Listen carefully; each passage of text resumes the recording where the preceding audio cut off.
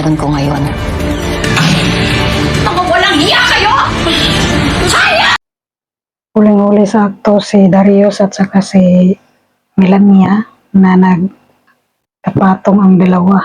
At dahil sa galit ni Rosel ay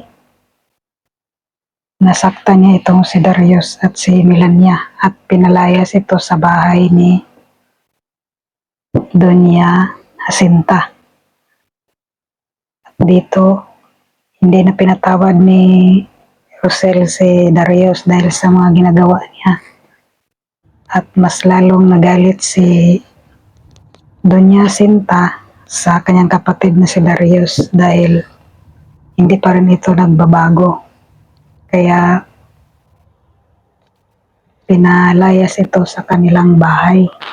At habang si Bia naman ay unti-unting na uubos ang kanilang pera